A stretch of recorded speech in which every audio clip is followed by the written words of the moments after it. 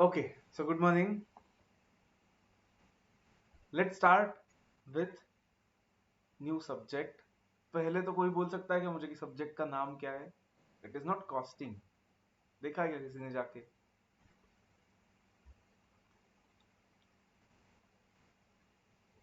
Anyone? Subject का नाम website पे जाके इंस्टीट्यूट के has anyone seen? Is it costing? Costing नाम है क्या सब्जेक्ट का? Good. Cost and management accounting. Very good. Cost and management accounting.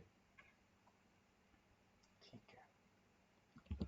तो लेट्स सी पहले कि इसका मतलब क्या है नाम का. कॉस्ट एंड मैनेजमेंट अकाउंटिंग, ये तो नया सब्जेक्ट है. अब तक 11 से you have not seen anything like this. So let's see कि मतलब क्या है इसका. What is cost and management accounting? So can anyone tell me what is cost? ये तो सबको पता है क्योंकि आप 11 से सीखते आ रहे हो, मतलब अकाउंट्स में. कॉस्ट मतलब क्या होता है? Anyone? What is cost? Expenditure incurred in making something. Okay. Expenditure incurred in making something. ठीक है. फिर अगर ऐसा बोला अल्ताफ कि expenditure incurred in making something, तो फिर मुझे बोलो. अब एक सीए फर्म में वगैरह तो कुछ दे डोंट मेक एनीथिंग, वो तो बनाते नहीं है कुछ. तो फिर उनके एक्सपेंसेस को कॉस्ट नहीं बोलेंगे क्या?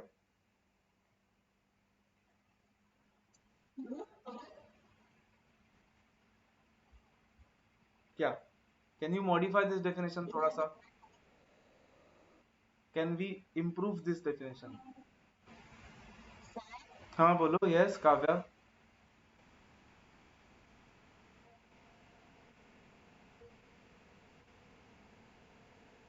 Okay. Payment given for exchange of any kind of goods और सर्विसेज. फाइन. बट ठीक है, दैट आई एग्री कि expenditure incurred in, so we can say maybe making something or buying something. Okay. Or maybe to get some service.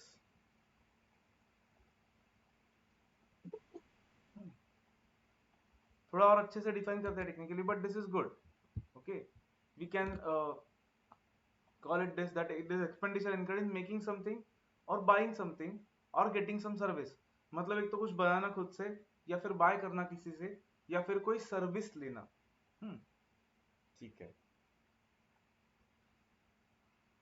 अब generally मुझे बोलो, when we से see something from customer point of view, जैसे कि हम जब shop में जाते हैं, स्टेशनरी शॉप में जाते हैं लेट से, और किसी भी चीज की मतलब पूछते हैं कि कितने पैसों को मिलेगा लेट से ये पेन या ये pencil, what will be its cost. तो generally do we use the word cost और do we use the word price? Price, right. तो can you tell me cost और प्राइस में क्या डिफरेंस है इन जनरल? मतलब कब कॉस्ट वर्ड यूज करते हैं एंड कब प्राइस वर्ड यूज करते हैं?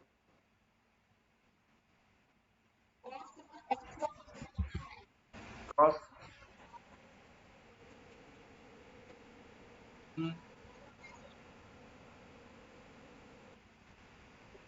अच्छा, नॉट नेसेसरली अल्ताफ. मतलब सी कॉस्ट भी, प्राइस इंक्लूडिंग जीएसटी वगैरह होता है, बट कॉस्ट भी तो इंक्लूडिंग, बट कॉस्ट भी तो इंक्लूडिंग जीएसटी हो सकता है ना. जो अब हम सपोज हमारी पेन बनाने की फैक्ट्री है, हम्म, और हम प्लास्टिक ले रहे हैं किसी से उसके लिए, तो वो भी तो जीएसटी इंक्लूड करके आ सकता है ना. तो फिर वो हमारे लिए कॉस्ट नहीं हुआ क्या?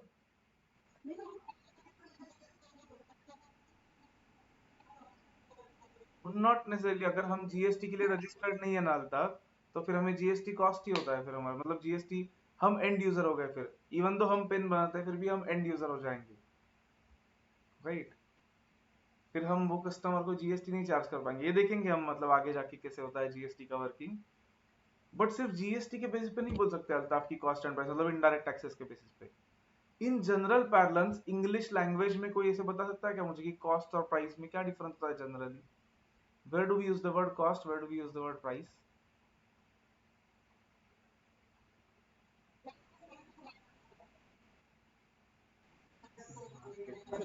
सेल होने के लिए, okay. Not necessarily and consumption, okay देखो concentrate, can I say cost, not necessarily that also Altaf, okay. No, देखो देखो, in general can I say cost is from the point of view of seller and price is from the point of view of buyer.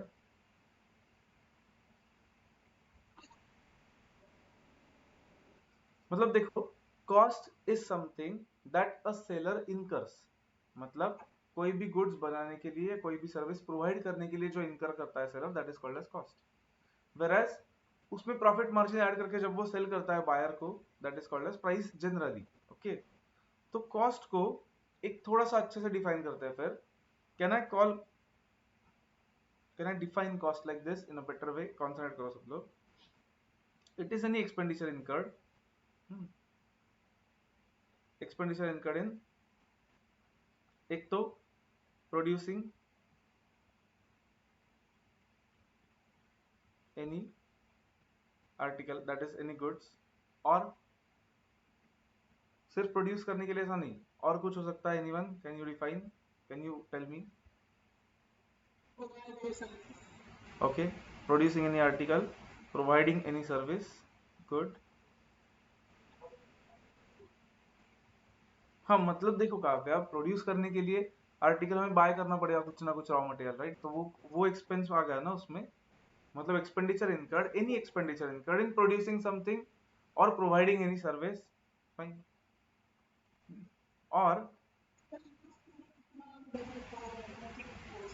क्या क्या वापस?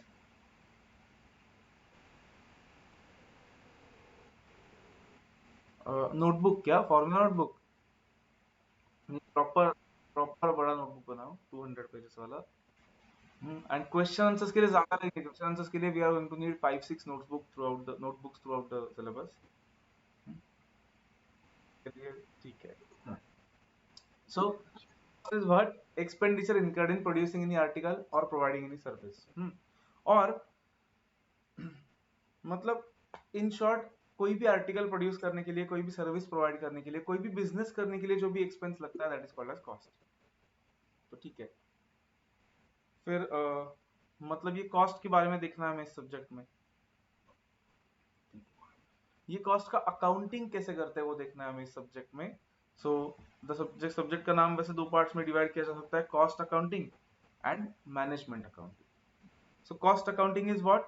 Just accounting of costs, की cost को account for कैसे करते हैं, cost को record कैसे करते हैं इन सच ए वे दैट हमें कुछ ना कुछ बेनिफिट होगा बिजनेस के लिए उसका।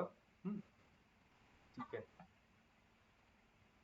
अब मुझे बोलो लॉजिकली, ये सारी चीजें हम डिटेल में देखेंगे, बट ऐसे ही जस्ट बेसिक लॉजिकली बोलो, अगर हम कॉस्ट को रिकॉर्ड कर रहे हैं कहीं पे, if we are recording cost somewhere, then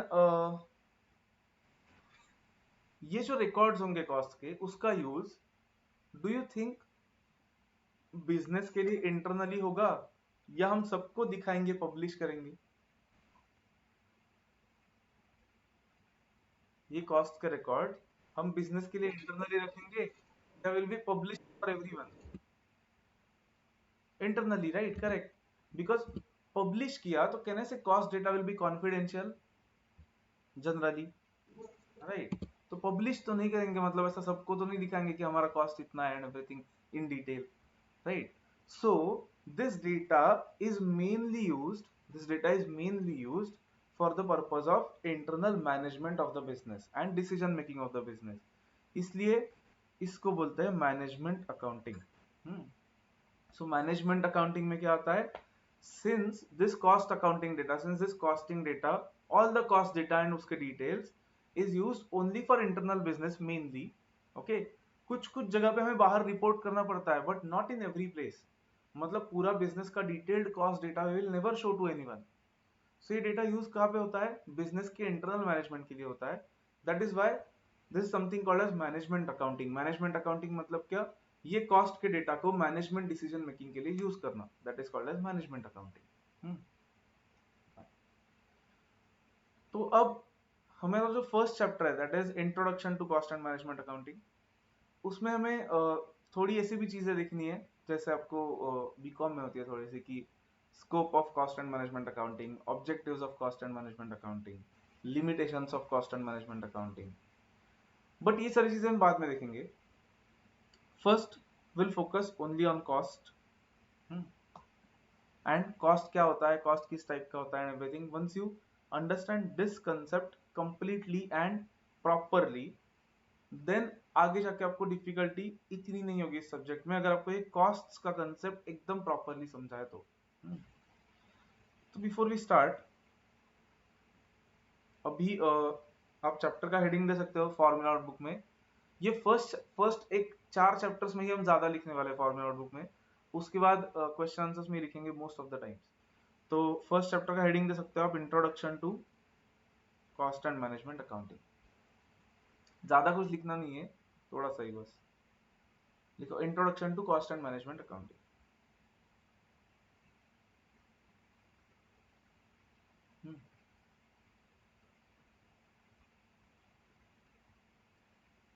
पहले कॉस्ट का डिफिनेशन लिखो, जस्ट जो हमने लिखा, और थोड़ा सा मॉडिफाई करके लिखते हैं अब. अब इसका एक एक कंपाउंड में बताऊंगा आपको. It is amount of expenditure, हाँ, amount of expenditure incurred on, यही मतलब सेम जो ऊपर लिखा हो, बट थोड़ा सा एडिशन कर लो उसमें, और एट्रीब्यूटेबल टू. एट्रीब्यूट करना मतलब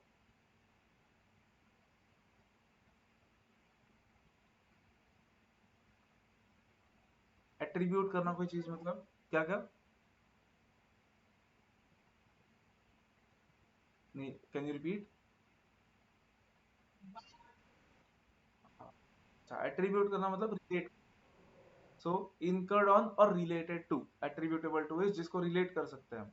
सो it is amount of expenditure incurred on और attributable to any article, service और एक्टिविटी.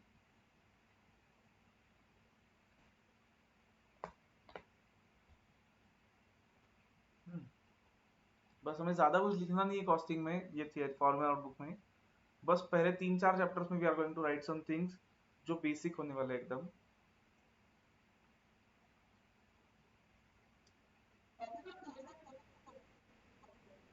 करो, चलेगा, उतना तो जाएगा हाल तक.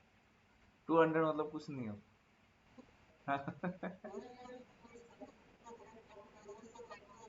अच्छा, वो क्वेश्चंस उसके लिए करो 400 पेज का notebook. Okay, okay. Now everyone has to answer, mic on करके आंसर करना है सबने, compulsory. Concentrate now. Let's say हमने अभी एग्जांपल देखा था, वैसे ही लेते कि लेट्स से हमारी एक पेन मैन्युफैक्चरिंग की फैक्ट्री है. मतलब पेन बनाते हैं हम और बेचते हैं. पेन मैन्युफैक्चरिंग कंपनी हमारी, पेन्स बनाते हैं हम, ball pen, gel pen, ink pens. Can you tell me one by one, हर एक पर्सन एक एक बोलो, क्या कॉस्ट आएंगे. अल्ताफ फर्स्ट, एक कोई भी कॉस्ट बोलो जो हमें लगेगा. Raw material as in what raw material. Plastic, ink,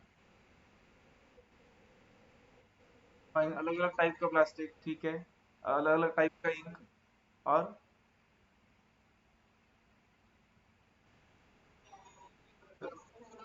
rubber लगेगा ग्रिप के लिए. नहीं नहीं, अल्ताफ मशीन रॉ मटेरियल होता है. हम्म,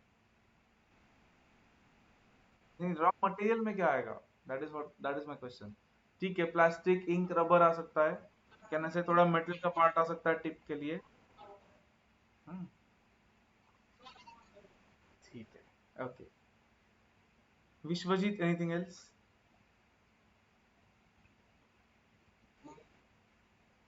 सॉरी, कैन यू रिपीट. हाँ, इंक वो रॉ मटेरियल छोड़ दो, रॉ मटेरियल छोड़ के anything else.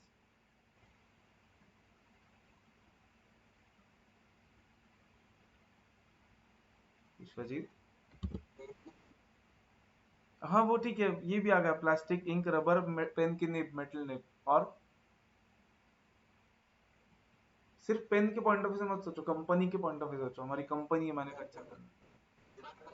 Labour cost, very good. Workers ही बोला क्या विश्वजीत तुमने? ओके गुड, लेबर कॉस्ट मतलब वर्कर्स का कॉस्ट। ठीक है, workers wages. Mohammed anything? Okay, देखते हैं, एक एक करके लिखते हैं। मोहम्मद एनीथिंग?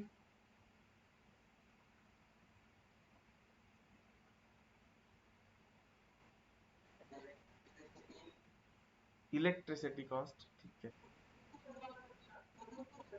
गुने वो। हाँ, okay. Kavya, Vaibhavi, anything? Machinery का कॉस्ट, ठीक है। Generally accounting point of view से हम मशीनरी के कॉस्ट को कॉस्ट नहीं बोलते, वो कैपिटल एक्सपेंडिचर होता है, राइट? तो कहना से डिप्रिसिएशन ऑन मशीनरी जो कॉस्ट आएगा, ठीक है। मतलब मशीनरी का cost, in short. Capital revenue से नहीं किया तो देखते बाद में। Vaibhavi anything? Sorry sorry, Kavya repeat. Rent, good. Rent of factory, ठीक है। और कुछ? Advertisement expenses, good. और कुछ? Carriage, transport expenses. और कुछ? ट्रांसपोर्ट में भी ट्रांसपोर्ट इनवर्ड आएगा, दैट इज रॉ मटेरियल का ट्रांसपोर्ट। ट्रांसपोर्ट आउटवर्ड आएगा, दैट इज हमसे कस्टमर्स तक होने वाला ट्रांसपोर्ट। और कुछ? एनीवन? ये कुछ भी नहीं है, इतना डीप में जा सकते हो आप। हाँ भाई भाई, एनीथिंग?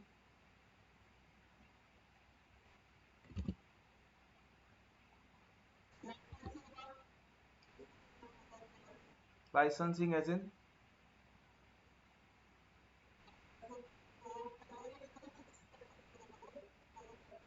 ओके, मतलब ठीक है, मतलब setup cost, factory setup cost, ठीक है। और कुछ? वही वही, no you are not audible, एक बार वापस माइक ऑन करके बोलो।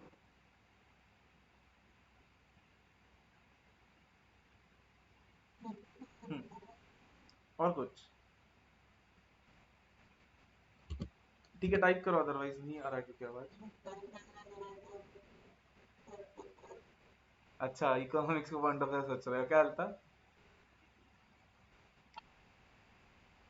ओके, और कुछ?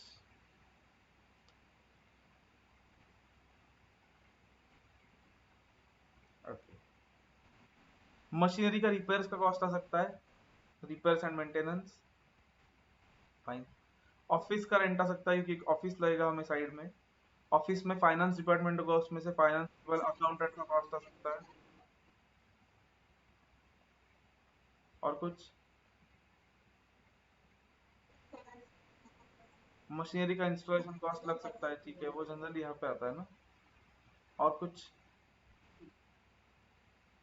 कहने से एचआर डिपार्टमेंट का कॉस्ट हो सकता है।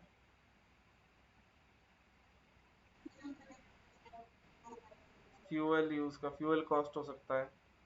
ट्रैवलिंग कॉस्ट हो सकता है कि सेल्समैन है हमारे, सेल्समैन का कमीशन हो सकता है, एजेंट्स कमीशन हो सकता है। मैनेजर सैलरी, मोहम्मद, ठीक है, मैनेजर सैलरी।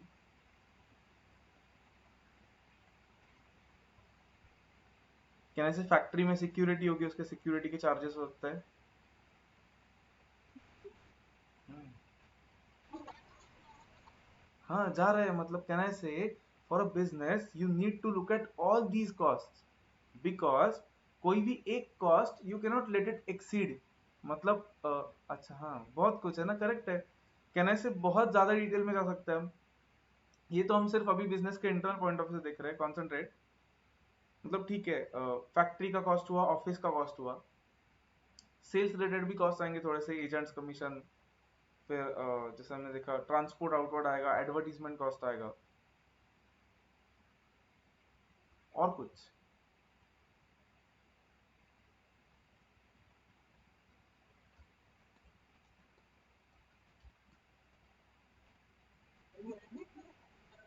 और कुछ?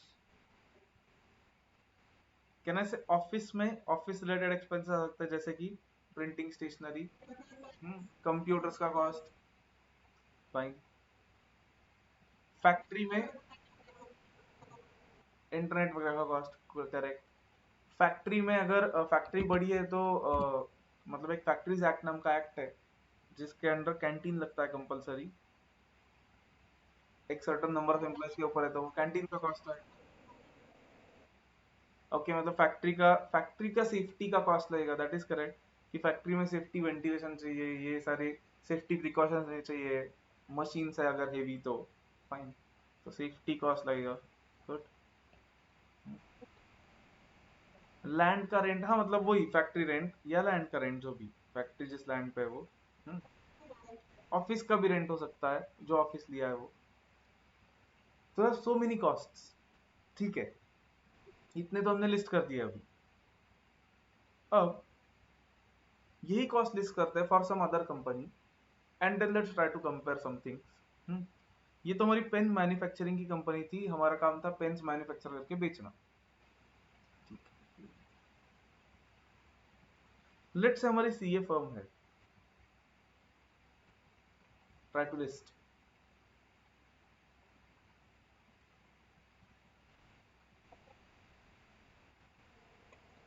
सबसे बड़ा, अच्छा प्रिंटिंग स्टेशनरी, ठीक है।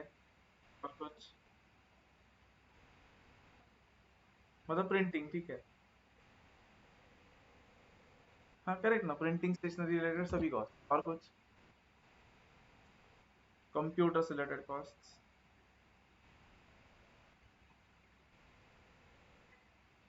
ऑफिस रिलेटेड अदर एक्सपेंसेस, ठीक है। ऑफिस रेंट, ठीक है। एक मेन खर्चा आप बुझ रहे हो आप। What will be the most important expense in CA firm? Anyone?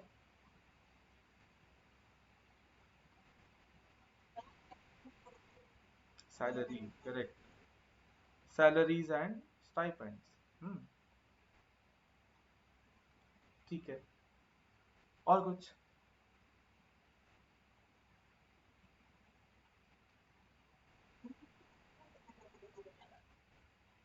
हाँ वो मेजर होगा, ठीक है, लेकिन इतने ही नहीं ना, और भी छोटे छोटे छोटे आ सकते हैं। Everyone you have to answer, anything जो भी आपके दिमाग में आ रहा है। रिफ्रेशमेंट, कैंटीन वगैरह होगा तो ओके, अगर बड़े सीए फर्म्स हो गए तो हो सकता है, जनरली नहीं होता। मतलब छोटे छोटे फर्म्स में। बट ठीक है, कैंटीन्स वगैरह या रिफ्रेशमेंट्स वगैरह का cost। हाँ वो चाय वगैरह लगता ही है, 2 बार चाय तो आता ही है, वो तो कंपलसरी होता है। हाँ। Anyone, anything else? क्या क्या, can you repeat? Stamp related cost वो प्रिंटिंग स्टेशनरी में आ सकता है, फाइन। और कुछ? फर्नीचर रिलेटेड कैपिटल एक्सपेंडिचर हुआ ना, प्रगुन? हम्म? मतलब डिप्रिसिएशन आ सकता है, वो ऑफिस रिलेटेड। कहना से सीए फर्म का सिक्योरिटी कॉस्ट आ सकता है। Travelling expenses which are very major, audit को वगैरह जाना पड़ता है, गुड।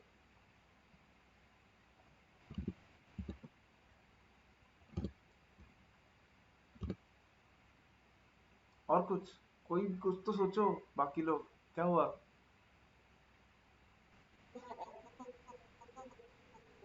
ऑफिस एक्सपेंसेस में अच्छा इलेक्ट्रिसिटी आ सकता है, fine.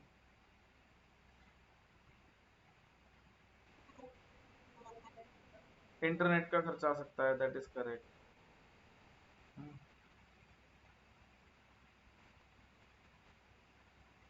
Okay,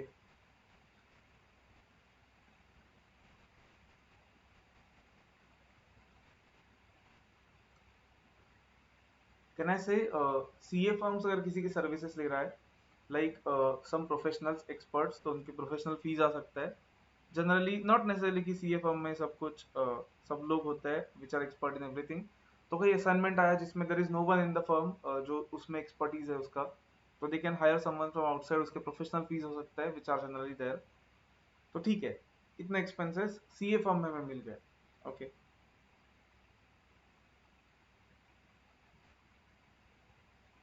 third, let's see a construction company. Again, हाँ, worker salary, okay, so labour cost, then material, cement, BRICS,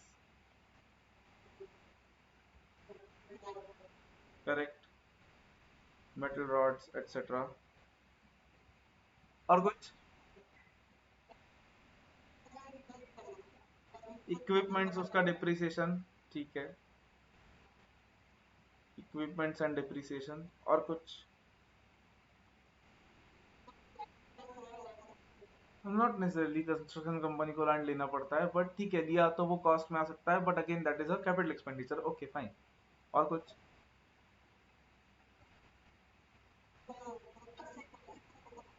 canteen generally construction company के साथ होता है ना, काफी साइट्स होते हैं ना, तो उस साइट पे हम कैंटीन पूरा खड़ा करेंगे क्या जनरली? इतना नहीं, राइट, बट कुछ सर्विस प्रोवाइड कर रहे हैं तो वो हो सकता है।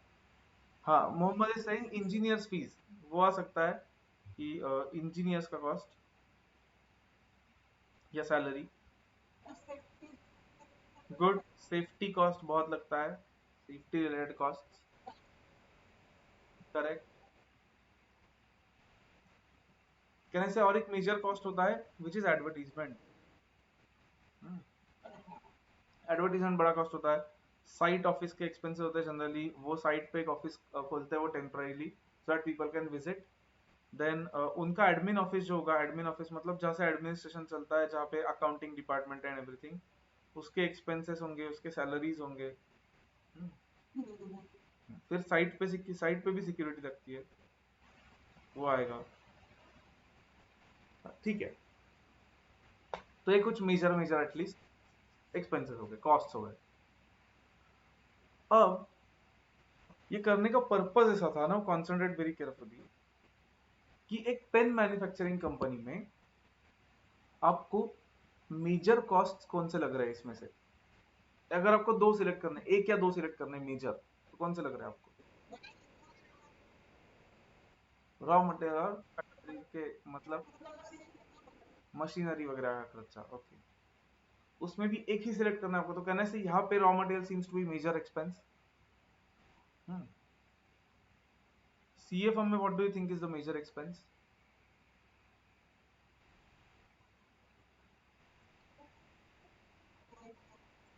सैलरी और प्रिंटिंग एंड स्टेशनरी, ठीक है। कंस्ट्रक्शन कंपनी में what do you think is a major expense? Material and labour both, right, मतलब मटेरियल का कॉस्ट और वो बनाने वालों का कॉस्ट। मतलब कहना से from each companies point of view what is important differs. Okay, क्या इंपॉर्टेंट है वो हर एक कंपनी के पॉइंट ऑफ व्यू से अलग अलग होने वाला है। तो इसलिए first thing that we have to see in costing, जैसे आपने अकाउंट्स में गोल्डन रूल सीखे अकाउंटिंग के, ठीक है सबने, हो सीखे ये, मतलब फाउंडेशन में तो इना मैम से। तो गोल्डन रूल्स जैसे आपने अकाउंटिंग के सीखे हैं, वैसे ही हमें, हाँ वो डेबिट व्हाट कम्स इन वगैरह वो, वैसे ही in costing we have to see types of costs which is like golden rules. Okay, types of cost समझना is most important so that आगे जाके आपको कहीं पे भी प्रॉब्लम नहीं आएगा। जैसे गोल्डन रूल्स की वजह से you can pass any journal entry, वैसे टाइप्स ऑफ कॉस्ट ठीक से समझ लिया तो you can classify the cost in any problem and try to work out the answer. अच्छा नहीं, टाइप्स ऑफ कॉस्ट हमें अलग अलग बेसिस पे करना है अब, not only on single basis. So let's see what are different types of cost. पहले तो मुझे बोलो यहाँ तक किसी को कुछ डाउट? डाउट, ओके ओके, ठीक है। तो लेट्स सी कि टाइप्स ऑफ कॉस्ट क्या है। This is like golden rules, तो इसलिए अब आज और शायद कल भी पूरे लेक्चर हमारा यही चलेगा, types of cost different basis पे, तो इट इज वेरी इंपॉर्टेंट। अब एक छोटा सा चार्ट बना रहा है कि किस किस बेसिस पे हमें टाइप्स करना है, वो नोट कर लो जस्ट। हमें कॉस्ट को क्लासिफाई करना है on the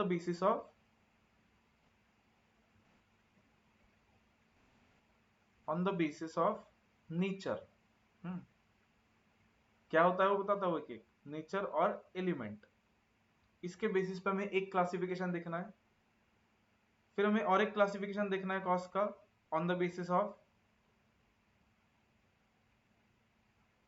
functions. Then we have to see one more classification of costs on the basis of, ये आपने पहले कहीं पे देखा होगा इकोनॉमिक्स में, वेरिएबिलिटी, वेरिएबल कॉस्ट और फिक्स कॉस्ट सुना होगा आपने पहले। So on the basis of variability, then हमें और एक क्लासिफिकेशन देखना है on the basis of controllability,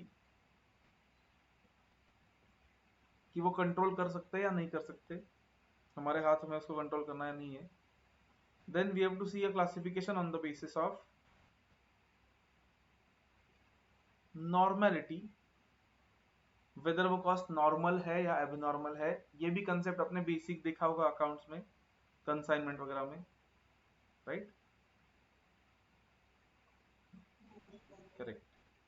and हमें देखना है ऑन द बेसिस ऑफ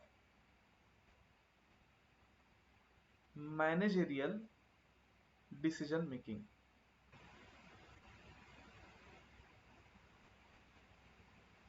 ये हमें बाद में देखना है, एकदम लास्ट में जाके हमें एक मार्जिनल कॉस्टिंग नाम का चैप्टर आने वाला है, एकदम एंड में सिलेबस के, तब हमें ये लास्ट वाला टाइप देखना है कि on the basis of managerial decision making, मतलब डिसीजन मेकिंग के लिए कौन से कॉस्ट यूजफुल होते हैं, कौन से नहीं होते हैं, कैसे क्लासिफिकेशन होता है। तो ये जो टाइप्स ऑफ कॉस्ट है, इनको हम इतने सारे बेसिस पे देखने वाले हैं इन डिटेल एवरीवन। सो ये जस्ट नोट कर लो, then will start with classification on the basis of nature और एलिमेंट।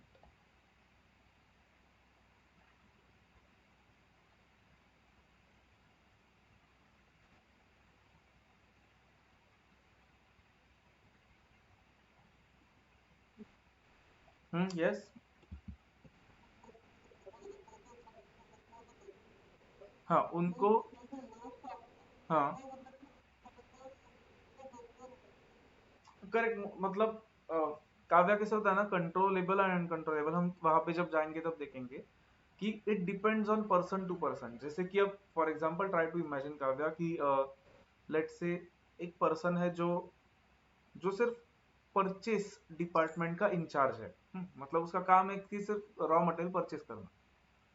तो फिर कहने से काव्या, उसके लिए रॉ मटेरियल का जो कॉस्ट होगा वो तो वो थोड़ा बहुत कंट्रोल कर सकता है उस पर, बट एडवर्टीजमेंट के कॉस्ट पे वो कंट्रोल कर सकता है क्या? नहीं। तो ऐसे हमें कंट्रोलेबिलिटी के बेसिस पे ये देखना है कि किसके पॉइंट ऑफ व्यू से क्या कंट्रोलेबल होता है। Okay, not everything is controllable from everyone's point of view, correct? उल्टा मैंने बोला काव्या की अगर एडवर्टीजमेंट कॉस्ट है तो कहना say that advertisement cost is controllable from top management point of view.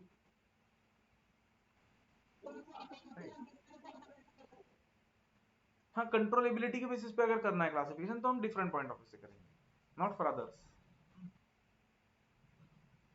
हमें कॉस्ट अकाउंटिंग के लिए जो लगने वाला है, दोज आर दीज थ्री। बताऊंगा मैं आपको कि कहाँ पे कौन कौन सा क्लासिफिकेशन यूज करना है।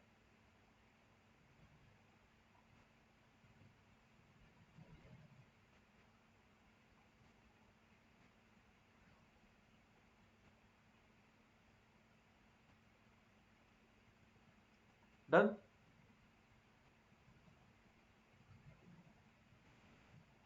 ओके, किसी को रुकना है तो बोलो, अदरवाइज लेट्स गो अहेड। अब before we start with this classification on the basis of nature और एलिमेंट, जस्ट दो छोटे से पॉइंट्स लिखने हैं हमें, छोटे से lines. We have to see two small definitions, something called as a cost object. Cost object,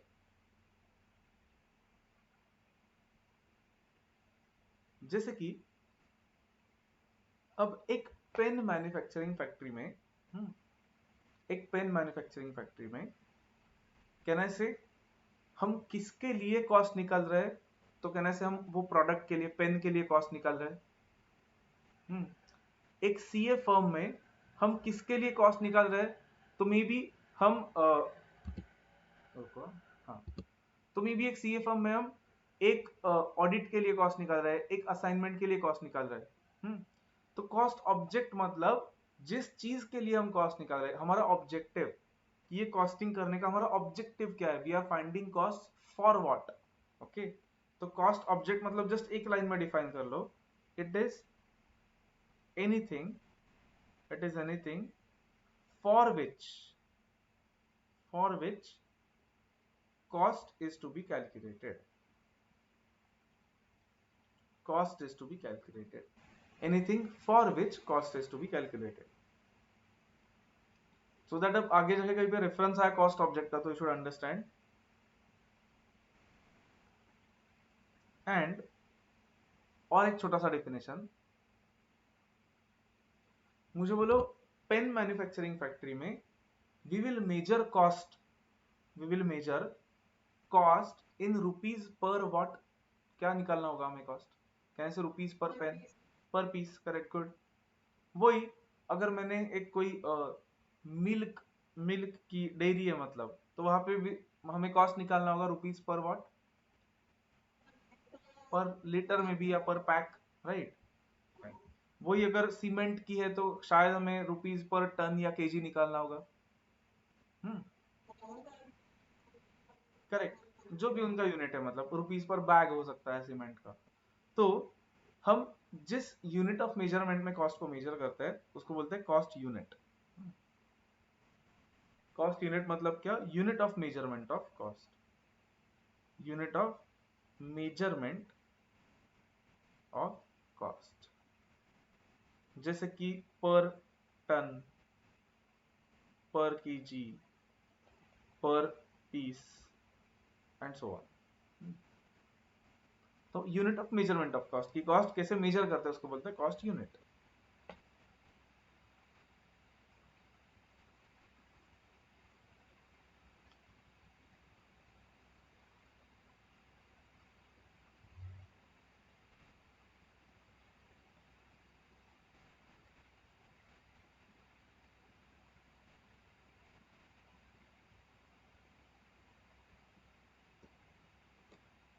Done, can we proceed? Now concentrate very carefully. Let's start with our first cost classification, which is classification on the basis of nature or element.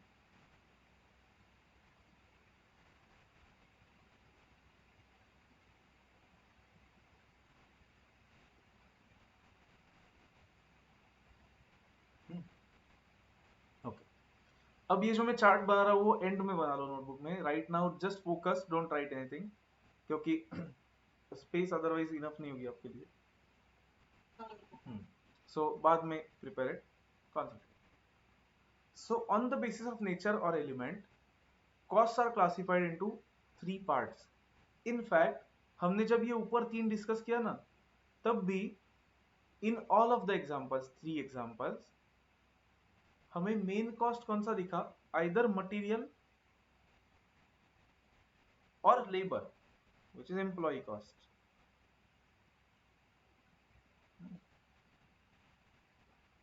So on the basis of nature or element, we classify cost as material, labor and everything else. Other expenses. Obviously कुछ companies में, कुछ entities में material cost main हो सकता है, कहीं पे labour cost main हो सकता है, कहीं पे अदर एक्सपेंसेस ज्यादा हो सकता है। इट इज पॉसिबल कि लेबर कॉस्ट भी निग्लिजिबल है, अदर एक्सपेंसेस ही ज्यादा है। कुछ तो एकदम ऑटोमेटेड प्रोसेस है, ऐसा हो सकता है, it is possible. But on the basis of nature और element we classify cost as raw material का कॉस्ट, लेबर का cost and all other expenses.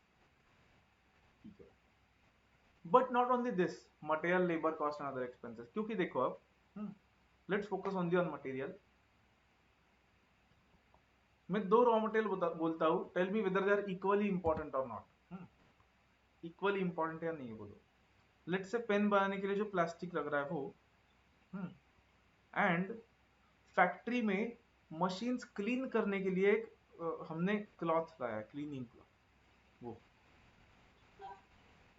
Plastic is more relevant to the production, right?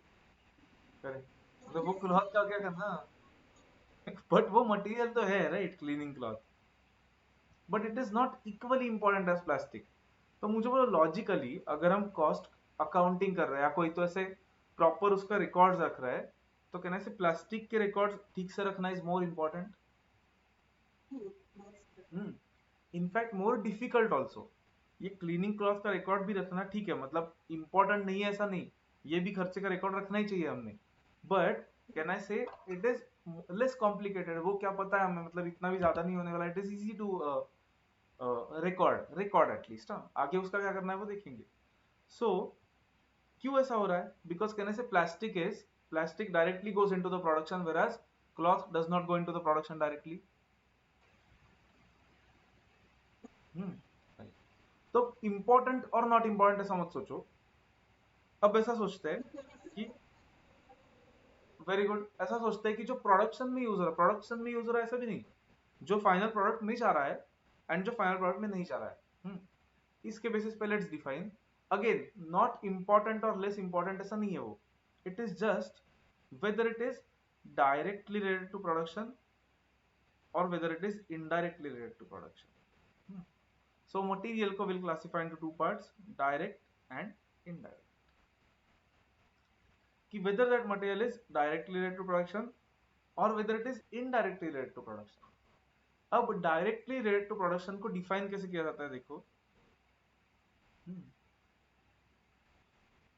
Can be linked, it can be linked with each unit of production, each unit of production, और उसको हम ऐसा बोल सकते हैं कि it is physically present,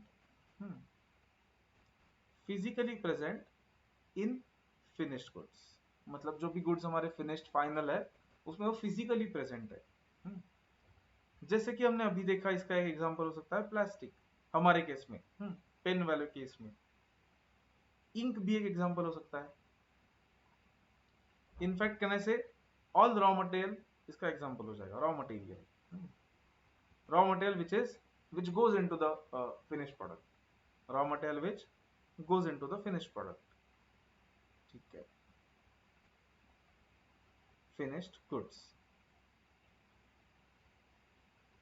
my question is indirect material में क्या आ सकता है,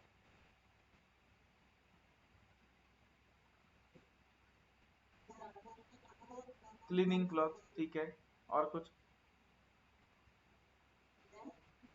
रेंट मटेरियल है का मतलब उसे कुछ फिजिकल प्रोडक्ट है नहीं, कहने से वो रेंट यहाँ पे आना चाहिए अदर एक्सपेंसेस में।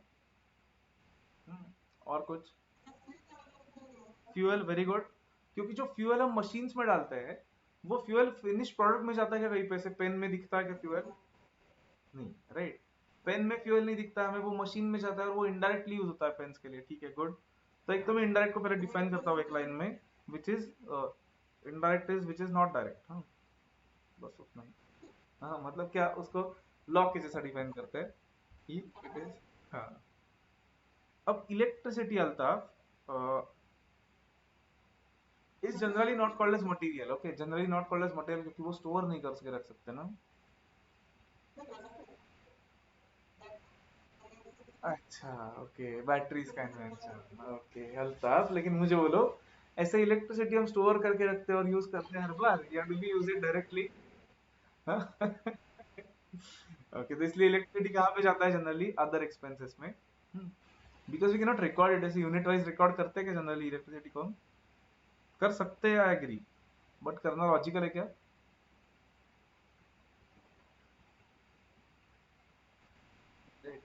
क्लीनिंग मटेरियल, फ्यूल, और कुछ जो मटेरियल है, मतलब कुछ तो फिजिकल प्रोडक्ट है लेकिन डायरेक्टली वो फिर प्रोडक्शन में नहीं जाता है, बाकी लोग भी आंसर, क्या क्या, अब machinery again, is it a cost Altaf, मतलब रेवेन्यू एक्सपेंडिचर है वो, बट उसका डिप्रिसिएशन देन कहने से अदर एक्सपेंसेस में आ जाएगी क्योंकि वो मटेरियल नहीं है, राइट? हाँ, ठीक है, करेक्ट। मतलब मशीनरी का depreciation but then that should go into other expenses, वहां पे लेते हैं, ठीक है। और कुछ जो मटेरियल है बट इनडायरेक्ट है,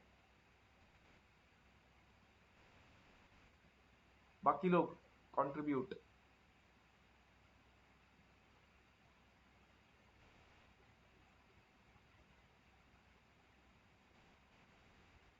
ये तो मैथ्स नहीं है, वो तो सब लोग आंसर कर सकते हो मतलब। मैथ्स में ऐसे करते नहीं थे आप लोग ना। ये तो कॉस्टिंग है, लॉजिक से जाना, लॉजिक से जाना है अब तो, यहाँ पे तो लॉजिक से जाना है बस। जो आपको लगता है वट एवर यू थिंक, वो रॉन्ग है तो भी इट्स ओके, रॉन्ग है तो समझेगा एटलीस्ट कि वो एक्चुअल कहाँ पे जाना चाहिए। जैसे कि डिप्रिसिएशन तो ठीक है, वहां पे जा सकता है। मैथ्स होता है यहाँ पे तो एक्चुअल लॉजिक लगाना है आपको, बिजनेस लॉजिक, कॉमन सेंस। अच्छा, हाँ मोस्टली जो सोचोगे वो अदर्स में जाएगा। एक दो चीजें यहाँ पे आ सकती है which is repairs and maintenance का मटेरियल। रिपेयर्स एंड मेंटेनेंस जैसे कि कुछ छोटे से टूल्स लाए, या फिर नट बोल्ट स्क्रूज, ऐसी चीजें जो जनरली मेंटेनेंस के लिए जाती है, वो एसेट नहीं होता, जनरली कैपिटल एक्सपेंडिचर नहीं होता है, तो रिपेयर्स मेंटेनेंस का मटेरियल आ सकता है, ठीक है। कोई माइनर फैक्ट्री में रिपेयर्स कर रहा है, वो मटेरियल आ सकता है।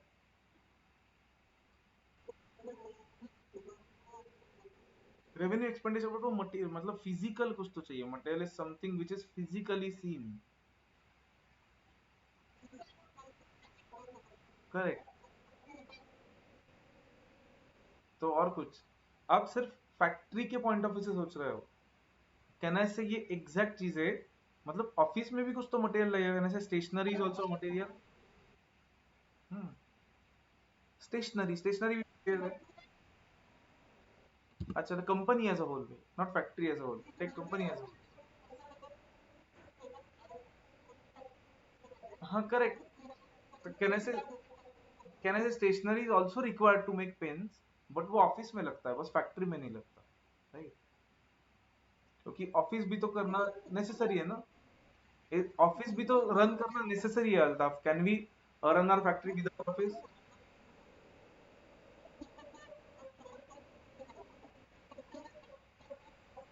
हम्म। अच्छा, अब ओके, और एक चीज, करेक्ट ना, वो मतलब यू आर सेइंग कि तुम ऐसे कॉस्ट ले रहे थे जो पेन पे डिवाइड हो सकता है, ठीक है, मतलब ये प्लास्टिक वगैरह डिवाइड करेंगे, रिपेयर्स मेंटेनेंस वगैरह पे डिवाइड करेंगे उस पर, ठीक है। बट फिर मुझे बोला था स्टेशनरी का कॉस्ट नहीं डिवाइड करेंगे क्या पेन पे, पेन के ऊपर? ऐसे कर नहीं सकते, that is a different issue, but करना चाहिए या नहीं करना चाहिए, कुछ तो करके करना चाहिए, क्योंकि अगर नहीं किया तो कहने से प्रॉफिट ही नहीं होगा हमें सेल करके। करेक्ट, सब कुछ एक्सपेंस डिवाइड करना चाहिए, तो ऐसा नहीं बोल सकते हम कि ये एक्सपेंस सिर्फ फैक्ट्री वाला एक्सपेंस डिवाइड करना है एंड ऑफिस वाला एक्सपेंस नहीं डिवाइड करना है, okay. Because we have to मतलब डिवाइड ऑल द एक्सपेंसेस, क्योंकि हमें प्रॉफिट के लिए तो सब कुछ रिकवर करना पड़ेगा। तो स्टेशनरी, ठीक है, कहना से अगर अगर कैंटीन में फूड परचेस करे तो वो भी इनडायरेक्ट मटेरियल हो गया। हम्म, फाइन। हाँ, कंप्यूटर्स कहाँ पे जाएगा? कंप्यूटर्स एसेट है, कैपिटल एक्सपेंडिचर है, कहने से माउस परचेस किया, छोटी छोटी चीजें परचेस की, तो वो आएगा। रुको, आवाज आ रहा है थोड़ा सा। हाँ, प्रिंटर की इंक परचेस की, वो आएगा। हाँ, तो ऐसी छोटी छोटी चीजें आएगी। कार्ट्रिज वगैरह, ठीक है। ना कॉन्सेंट्रेट वेरी केयरफुली, डन। ठीक है, इसे क्लासिफाई तो किया हमने, डायरेक्ट इनडायरेक्ट। टेल मी ये डायरेक्ट इनडायरेक्ट क्लासिफिकेशन, मतलब समझ लो कि this direct indirect will not be same for every entity. जैसे कि अब फूड के expenses will be indirect material for a pen manufacturing company, but can I say food expenses will be direct material for a restaurant? तो direct indirect classification is different from every entities point of view, it is not necessary that सबके लिए direct indirect expenses same रहेंगे। अब direct and indirect expenses को classify करना है, क्यों important है देख लो, समझ लो ठीक से। जितने केयरफुली हम प्लास्टिक, इंक और बाकी रॉ मटेरियल को अकाउंट फॉर करेंगे, अकाउंट फॉर मतलब रिकॉर्ड करेंगे, उतने केयरफुली हम repairs, maintenance, stationery, canteen food को रिकॉर्ड करेंगे क्या? केयरफुली मतलब ऑब्वियसली एक्यूरेसी से करना ही है, बट कैन आई से एकदम यूनिट बाय यूनिट रिकॉर्ड्स हम किसके रखेंगे, डायरेक्ट के या इनडायरेक्ट के? डायरेक्ट के, राइट? हम जो इन्वेंट्री दिखाएंगे बैलेंस शीट में वो डायरेक्ट मटेरियल की होगी। इनडायरेक्ट मटेरियल की इन्वेंट्री आप एनपीओ में एक दो बार दिखाते होंगे सिर्फ, स्टॉक ऑफ स्टेशनरी, बट दिखाते हैं कैसे? मटेरियल मतलब इंपॉर्टेंट होता है क्या वो इतना ज्यादा अमाउंट वाइज? नो, उसको इग्नोर कर सकते हैं हम, राइट? सो इन्वेंट्री वैल्यूएशन के पॉइंट ऑफ व्यू से and unit by unit record करने के पॉइंट ऑफ व्यू से direct material is more relevant to us, indirect material is relevant to us for different reasons obviously. Okay, ये direct indirect का मतलब ऐसा बिल्कुल नहीं है कि important and less important. Okay, it does not mean important and less important. It also does not mean variable and non-variable, variable and fixed. Okay, क्योंकि जैसे प्रोडक्शन बढ़ता है, वेरिएबल कॉस्ट का डिफिनेशन तो आपको पता होगा, मतलब देखेंगे डिटेल में, लेकिन आपको रफली पता है कि प्रोडक्शन के साथ जो कॉस्ट बढ़ता है उसको वेरिएबल बोलता है, वो बोलते हैं, राइट? प्रोडक्शन के साथ जो कॉस्ट बढ़ता है, तो ये वेरिएबल एंड नॉन वेरिएबल ऐसा भी नहीं है, क्योंकि फ्यूल कॉस्ट भी तो थोड़ा सा वेरिएबल होता ही है, नॉट एग्जैक्टली वेरिएबल, पर प्रोडक्शन बढ़ने के साथ वो बढ़ता ही है। तो direct indirect is a different classification all together. It does not mean important less important, it does not mean variable and non variable. So just keep that in mind. तो ये था डायरेक्ट एंड इनडायरेक्ट मटेरियल। हाँ, yes, बोलो।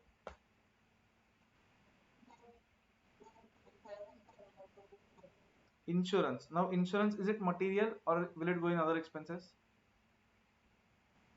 Other expenses, right, correct. ये सबका confusion होता है beginning में कि हमें सब कुछ मटेरियल लगता है, सब कुछ लेबर कॉस्ट में आता है। तो ऑलवेज रिमेंबर लाइक दिस, अगर वो फिजिकली दिख रहा है तो वो मटेरियल, अगर वो सैलरी या वेजेस है तो लेबर, एंड ये दोनों नहीं है तो अदर एक्सपेंसेस। तो ठीक है, और कुछ डाउट किसी को यहाँ तक?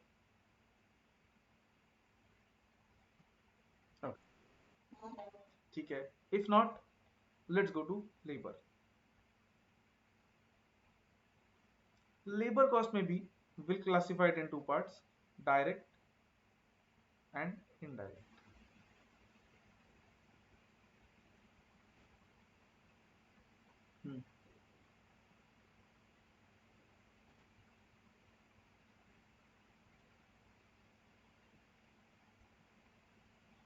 अगेन डायरेक्ट लेबर का डेफिनेशन एग्जैक्टली सेम है कि it can be linked with each unit of production, और इट इज नेसेसरी और it goes into each unit of production. अब फिजिकली प्रेजेंट नहीं बोल सकते कि लेबर कॉस्ट मतलब तो वेजेस होता है, वेजेस से सैलरी, वैसे फिजिकली दिखते नहीं है हमें कहीं पे।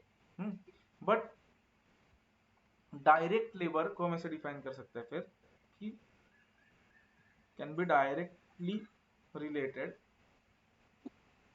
To each unit of production, directly related to each unit of production. ठीक है,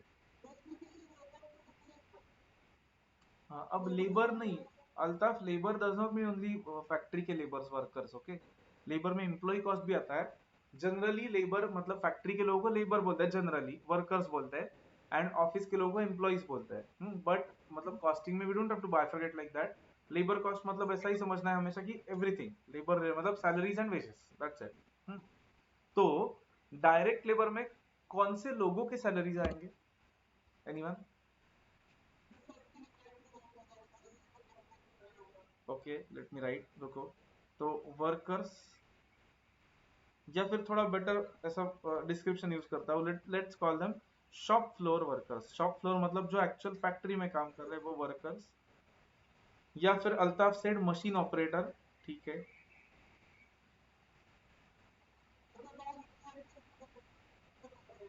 क्या?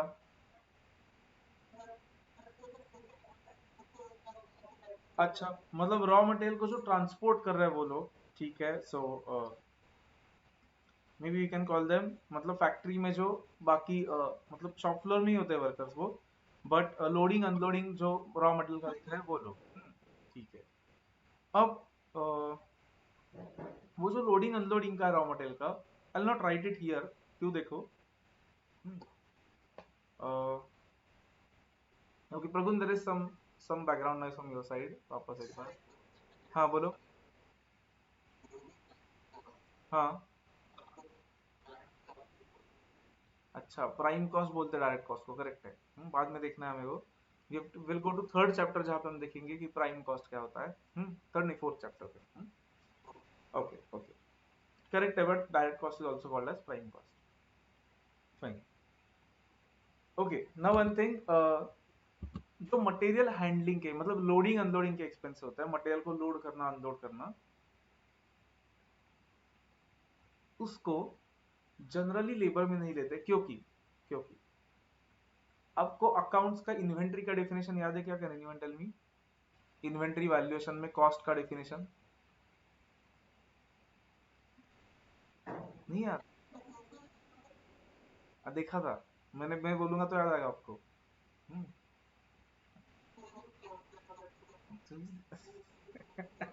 Concentrate. Was it something like cost of inventory includes all costs incurred to bring the inventory to its present location and condition? ऐसा था.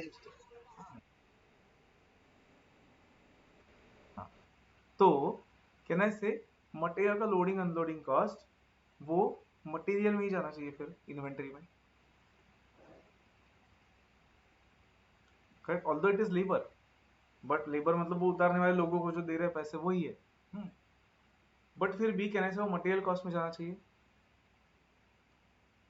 Because inventory cost में वो included होता है all cost required और incurred to bring the inventory to its present location and condition. तो वो material में जाता है इसलिए. तो loading unloading charges generally going here direct material, तो उसका लोडिंग अनलोडिंग एक्सेट्रा. ठीक है. तो डायरेक्ट लेबर में आइडियली इतना ही आएगा, मतलब जो एक्चुअली शॉप फ्लोर पे वर्क कर रहे हैं और जो मशीन ऑपरेट कर रहे हैं, ऐसे लोग. ठीक है. इनडायरेक्ट लेबर मतलब अगेन नॉट डायरेक्ट. कौन आएगा इसमें? इसमें तो बहुत सारे लोग आएंगे. सिक्योरिटी वाले लोग. अच्छा ठीक है.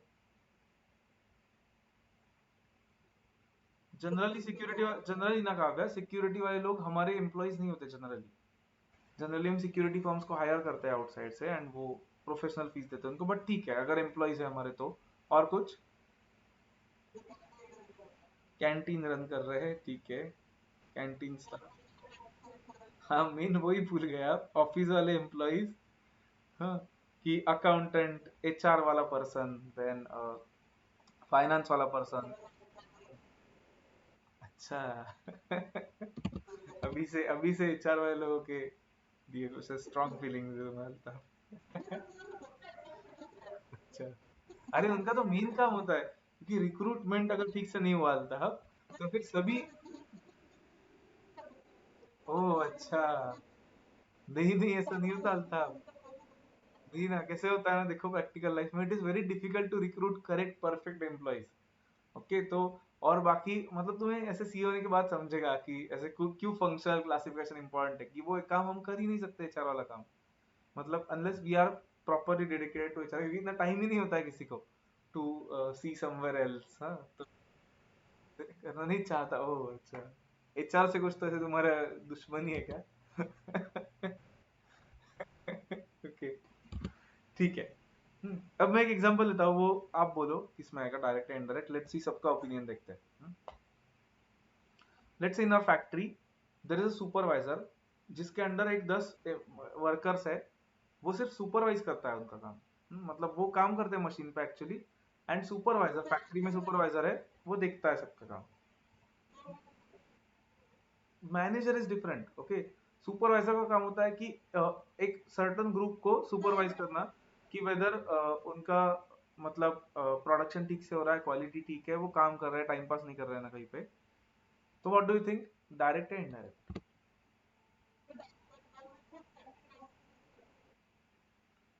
4 मैन इज डिफरेंट. मतलब supervisor is different. Supervisor is someone जिसका काम है सिर्फ करेक्ट है, वो फैक्ट्री पे उसका काम सिर्फ है सुपरवाइज करना वो 10 लोगों को. एंड मतलब ऑब्वियसली उसका पोस्ट हायर होगा वर्कर से, बट उसका काम ये है कि उनको सुपरवाइज करना, उनकी क्वालिटी देखना, वो टाइम पास नहीं कर रहे ना वो देखना. तो Altaf is saying direct, anyone else? Direct या इनडायरेक्ट? सबका आंसर चाहिए मुझे compulsory.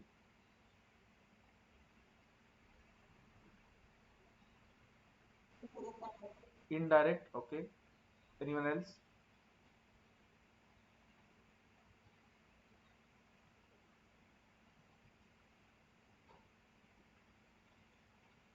Indirect, okay. Direct Vaibhav is saying okay. Indirect, अच्छा विश्वजीत ने अगर डायरेक्ट बोला तो फिर अभी भी इक्वल रहेगा। Indirect Vishwajeet, okay.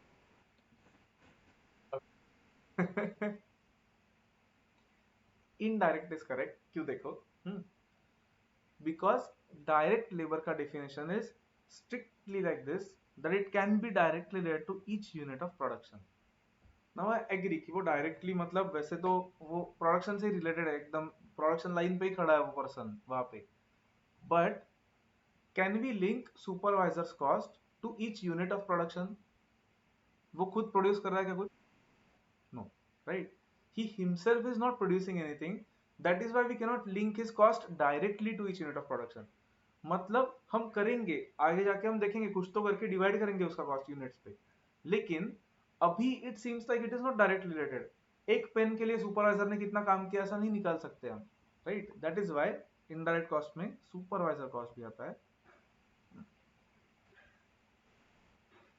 ओके, तो ये था labour cost. Any doubt up to this point? No. Okay, अब ये सबसे ज्यादा इंटरेस्टिंग है, इसमें एग्जांपल्स देखते कितने लोग खाते हैं। सिक्योरिटी के नीचे लिखा है canteen staff, office employees and supervisors.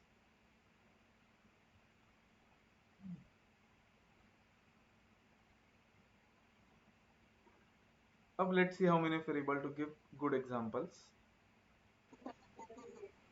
Depreciation, अच्छा, लेकिन उसमें भी तो हमें क्लासिफाई करना है पहले, रुको। इसमें भी let's classify into direct and indirect.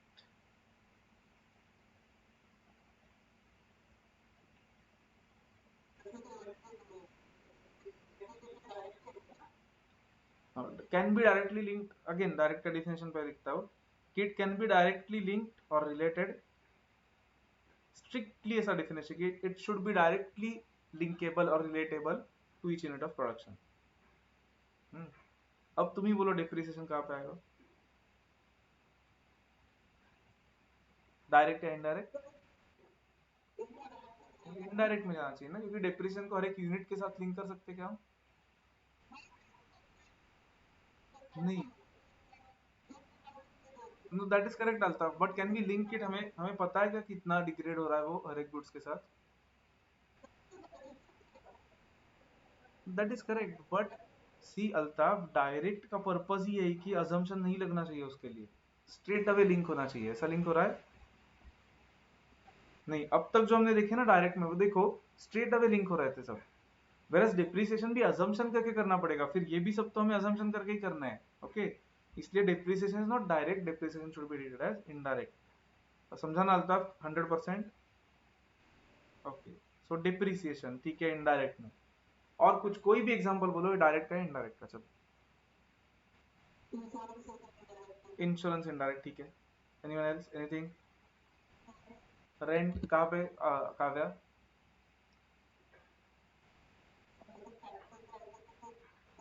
ना, फैक्ट्री का हुआ तो भी कहाँ पे जाएगा? हाँ एक सेकंड ना, फैक्ट्री का हुआ तो भी कहाँ पे जाएगा काव्या? हर एक यूनिट के साथ link होता है क्या? मतलब काव्य ऐसा होता है कि एक यूनिट के लिए इतना रेंट, ऐसा होता है क्या जनरली? होगा क्या लॉजिकली? नहीं, राइट। सो कोई भी रेंट हो दैट इज करेक्ट, बट वो जाएगा इनडायरेक्ट में, रेंट ऑफ ऑफिस या factory. Altaf you were saying?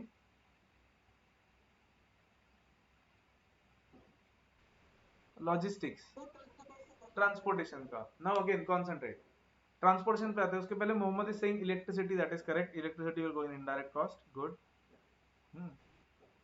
हाँ, ट्रांसपोर्टेशन पे फोकस करो।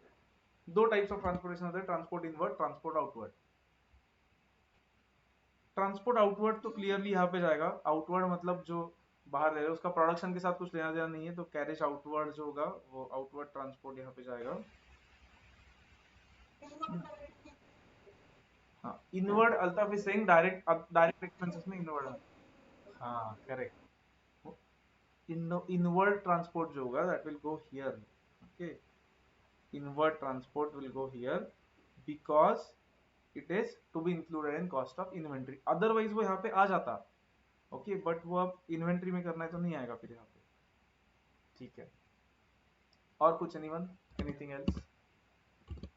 सोचो, थिंक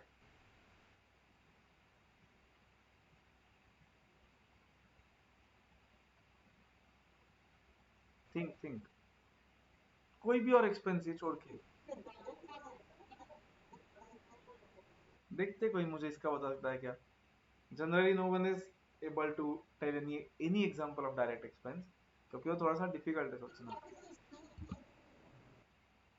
है बट कुछ अच्छे एग्जांपल्स है जो डायरेक्ट मतलब डायरेक्ट है लेकिन नॉट मटेरियल लेबर। ठीक है, इनडायरेक्ट के तो आ याद आए तो बोल सकते हो आप, कोई भी। इसका अगर किसी को याद आए तो वेरी गुड, कुछ ऐसे आया दिमाग में तो।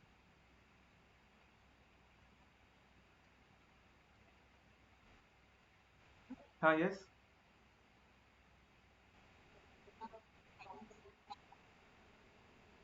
ओके, जो टैक्स वगैरह देते हैं वो इनडायरेक्ट में आएगा। अभी के लिए आई राइट इट, अभी के लिए आई राइट टैक्स हियर, अभी के लिए I even write interest here, interest on loan. But आगे जाके will see that tax and interest are not taken in costing records. Tax and interest are not considered in costing records. क्यों, वो reason बोलता हूँ मैं तब आपको आगे जाके।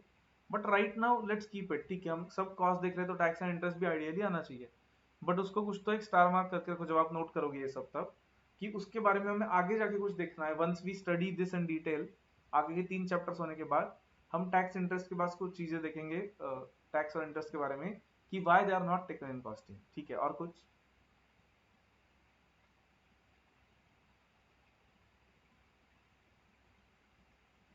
डायरेक्ट का नहीं एग्जांपल?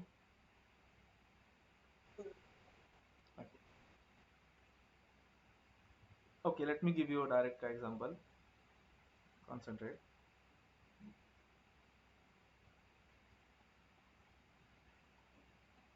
लेट्स से ऐसा है कि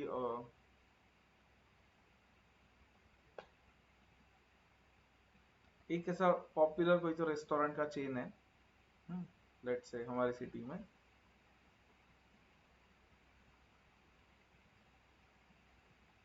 एंड हमें उनके नाम से एक यहाँ पे रेस्टोरेंट खोलना है हमारे एरिया में, which is called as a franchise.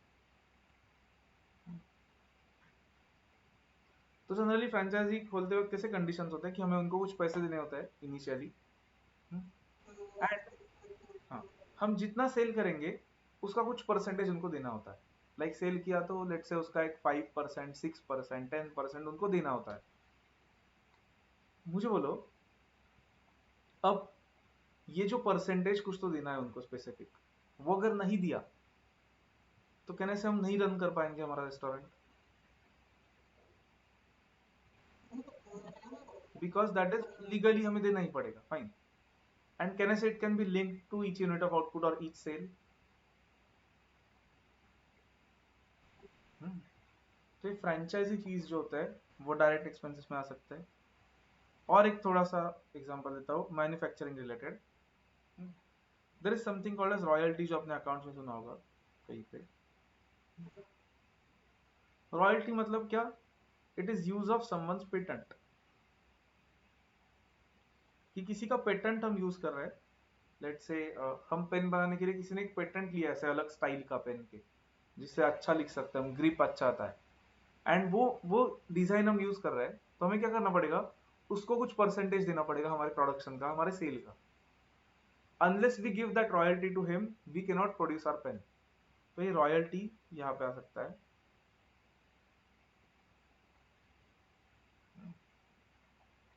Then suppose ऐसा हुआ कि हमने प्रोडक्ट सेल किया किसी कस्टमर को, कस्टमर से उसमें उस प्रोडक्ट में कुछ डिफेक्ट था, डिफेक्ट, इसलिए कस्टमर से वो वापस आया। वापस आने पर जो प्रोसेसिंग करना पड़ेगा उस प्रोडक्ट पे, कहने से वो प्रोसेसिंग सिर्फ उसी प्रोडक्ट के लिए होगा, मतलब डायरेक्टली लिंक हो सकता है, right. In general processing cost हम ऐसे लिंक नहीं कर सकते, मतलब ये जो डिप्रिसिएशन, मतलब डिपेंड नहीं, इलेक्ट्रिसिटी और वो सब देख रहा है, बट वो प्रोडक्ट के लिए जो स्पेसिफिक प्रोसेसिंग कॉस्ट आएगा वो वहां पे लिंक कर सकते हैं डायरेक्टली। तो रेक्टिफिकेशन ऑफ डिफेक्टिव्स का कॉस्ट वहां पे आ सकता है, रेक्टिफिकेशन ऑफ डिफेक्टिव्स। और एक देखो, सपोज ऐसा हुआ, मुझे बोला हॉस्पिटल है सपोज, उसमें हम बेड्स हायर कर रहे हैं, हम बेड्स हायर कर रहे हैं बाहर से, मतलब बेड्स हम रेंट पे ले रहे हैं, कहने से वो इनडायरेक्ट एक्सपेंस है पहले तो, करेक्ट है।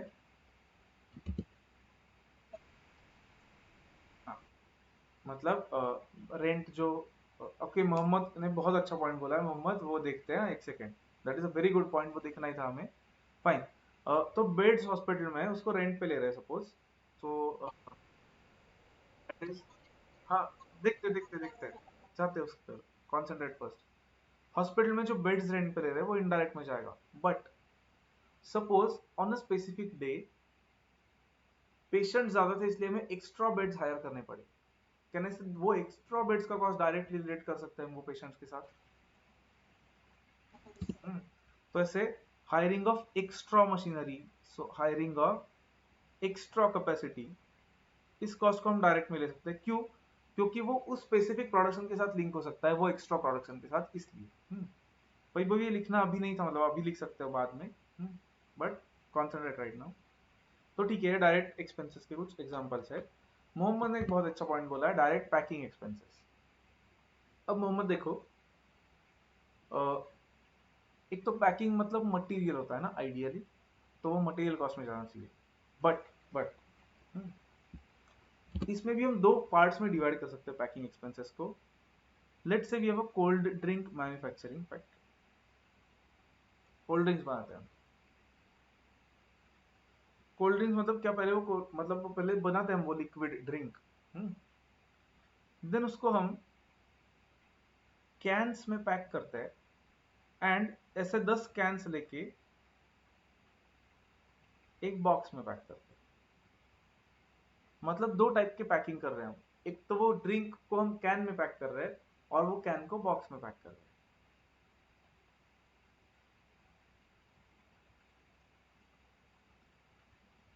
कैन एनीवन टेल मी कि ये कैंस का पैकिंग कॉस्ट कहाँ पे जाना चाहिए और बॉक्स का कहाँ पे जाना चाहिए? दोनों डायरेक्ट। ओके, काव्य सिंह कैन डायरेक्ट होगा एंड बॉक्स इनडायरेक्ट होगा। ओके, पर वो एक्सपेंस, अल्ताफ वो एक्सपेंस तो होगा ही नहीं, दोनों मटेरियल ही है, दोनों मटेरियल है। डायरेक्ट या indirect, that is my question. Both are direct, ठीक है। Kavya is saying can is direct, box is indirect. Anyone else?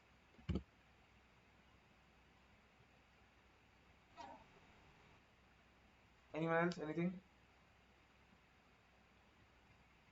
Which one should go to direct, which one should go to indirect, या दोनों direct में या दोनों indirect में? Mohammed, what do you think? दोनों indirect में, ओके।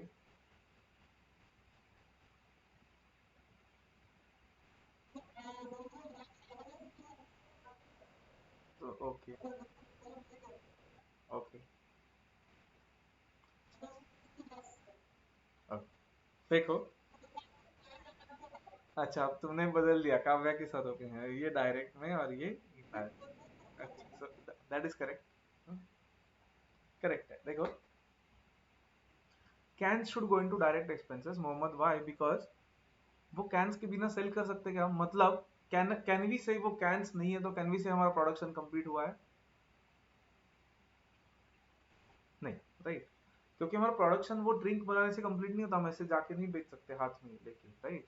जैसे टैप से नहीं बेच सकते उसको। तो मतलब प्रोडक्शन कंप्लीट हुआ ऐसा हम तभी बोल पाएंगे जब हमने उसको कैन में पैक कर दिया। तो इसलिए कैंस का जो कॉस्ट होगा ना, वो आएगा डायरेक्ट में, और डायरेक्ट में अब आइडियली वो एक्सपेंस में नहीं आना चाहिए क्योंकि वो मटेरियल है, तो मटेरियल में जाना चाहिए। तो मटेरियल में Let me include something else, hmm, called as primary packing. Okay, primary packing मतलब क्या? Packing which is necessary to complete the production. Whereas this box, is it necessary to complete the production or is it necessary to sell the production? Sell, correct, correct. मतलब जो बनाया है उसको cell करने के लिए बॉक्स नेसेसरी है इस केस में, कोल्ड ड्रिंक्स के केस में। हम्म, तो कैन आई से this box should go into material but indirect, let's call it secondary packing.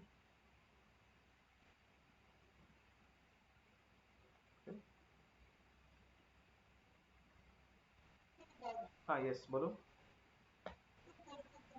हम्म, हम्म, हम्म, हम्म, हम्म, हाँ, हाँ, हम्म, अच्छा ठीक है, वेंडिंग मशीन है सपोज, हाँ, हाँ, हम्म, हम्म, मतलब लेट्स से वेंडिंग मशीन के थ्रू हम दे रहे हैं कोल्ड ड्रिंक सपोज। करेक्ट है, ठीक है। कि वैसे आता है, हाँ। मतलब वो जो ट्रांसपोर्ट करता है, कहने से वो कुछ तो बैरल्स में या बड़े कैंस में करते होंगे। टेल मी, वो जो बैरल है अगर रीयूजेबल है वो, तो कहने से it is not revenue expenditure, it is a capital expenditure, right? उसका डिप्रिसिएशन आएगा इन दैट केस, एंड फिर वो एक्सपेंसेस में जाएगा। Got it? ओके। और किसी को कुछ डाउट?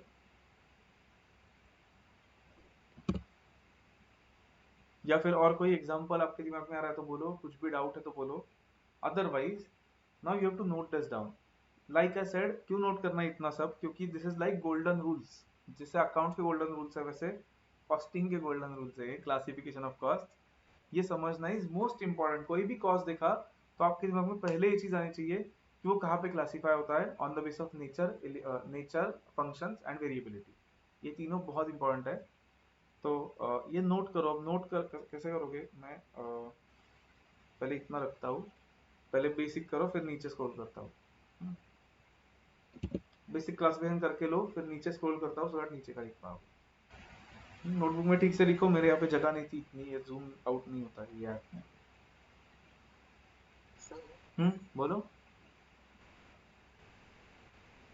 हाँ, हम्म, हाँ, ओके। क्योंकि देखो, फूड इन कैंटीन मतलब कैंटीन में जो फूड है वो एक मैन्युफैक्चरिंग कंपनी के प्रोडक्शन में जाता है क्या? पेन में जाता है क्या? वो नहीं, राइट? तो वो इसलिए कंपनी के लिए इनडायरेक्ट हुआ। लेकिन अब कॉन्सनट्रेट प्रगुन, वो कैंटीन चलाने वाला जो पर्सन है, कहने से उसके लिए वो डायरेक्ट है। That is correct.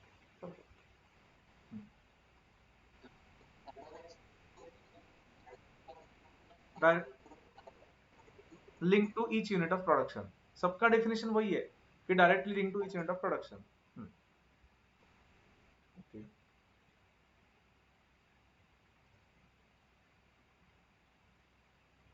स्क्रॉल करना है तो बोलो मुझे सब लोग। हाँ हाँ, करो करो करो, होने दो।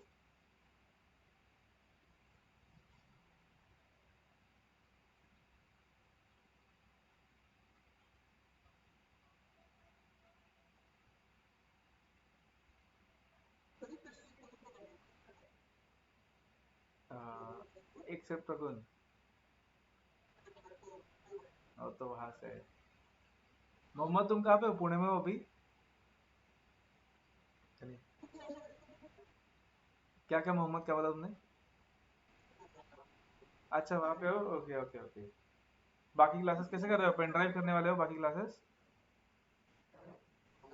ऑनलाइन कर रहे हो, ओके ओके, ठीक है। गुड। अल्ताफ रजिस्ट्रेशन ना, हाँ अभी तक नहीं, क्योंकि हो गया खत्म। अच्छा वो कल नहीं हो रहा था, वो होया क्या? अच्छा, अच्छा हुआ मतलब बाद में, ठीक है, गुड।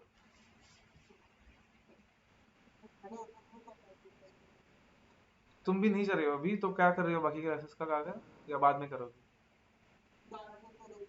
Okay okay.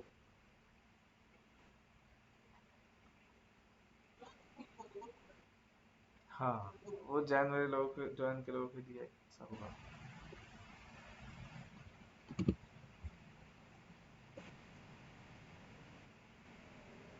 अच्छा, विश्वजीत तुम आ गए ना पुणे में?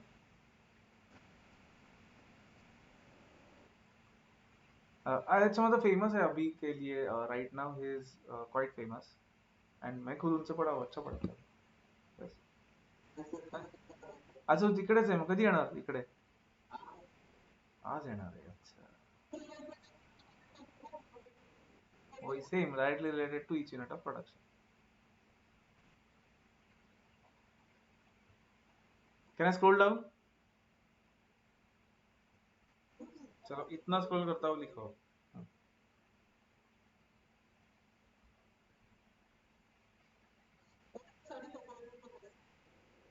वो तो है, वो तो सब बोलते हैं। खुद को बेस्ट बोलने का तो सबको ये होता है आजकल। ये हैंडराइटिंग नहीं समझ रहा है तो बोलो किसी को, काव्या वैभवी को समझेगा, वो लॉ सीखे है मुझसे तो।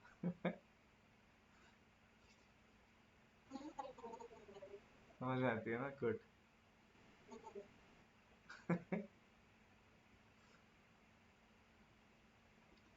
कॉस्टिंग का पेपर जनरली कंप्लीट होने में प्रॉब्लम आता है लोगों को, इसलिए you have to maintain your speed. तो मैथ्स में जैसे बोलता था, कॉस्टिंग में भी बोलने वाला हूँ, बट मैथ्स में भी बोलता था आंसर लाओ सिर्फ, बाकी कुछ मत सोचो, वैसा नहीं है अब। You have to write each and every step here in costing, क्योंकि पहले 3 या 4 दिन बाद हम क्वेश्चंस पे जाएंगे, मतलब न्यूमेरिकल्स ही आएंगे, फिर तो सिर्फ न्यूमेरिकल्स आएंगे एंड तक। पहले क्या होगा एफ जी, किसी को पता है क्या? किसी को याद है क्या जब मैं बोल रहा था तो क्या था? हाँ, फिनिश्ड गुड्स था मतलब। हाँ ठीक है, ठीक है, ठीक है। F G. कुछ शॉर्ट फॉर्म्स हम यहाँ पे लिखेंगे, वो एग्जाम में नहीं लिखने हैं अपने। देन क्वेश्चन सॉल्व करते वक्त तो यहाँ पे भी हर एक स्टेप लिखना ही है। आप जब टेस्ट टॉपिक वाइज दूंगा मैं आपको, तब भी स्टेप्स नहीं लिखे तो I will not give marks, और वो एग्जाम में भी नहीं देंगे मार्क्स अगर स्टेप्स नहीं लिखे तो इसलिए यहाँ पे प्रॉपर स्टेप्स लिखना, एकदम अच्छा प्रेजेंट करना इज वेरी नेसेसरी। बहुत सारे टेबल्स ड्रॉ करने होते हैं हमें कॉस्टिंग में, कॉलम्स एंड एवरीथिंग, तो उसका presentation has to be perfect. Not necessarily scale और पेंसिल यूज करना है, बट अच्छे से करो।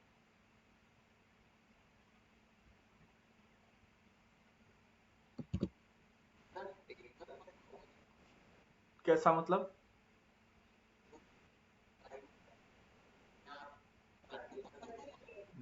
बताओ। पेपर का style and everything I tell you. जैसे ये चैप्टर खत्म होगा, see this first chapter is like index of the entire syllabus. तो उसमें आपको समझेगा कि हमें क्या क्या देखना है सिलेबस में, उसके बाद आई टेल यू कि क्या होता है पेपर में।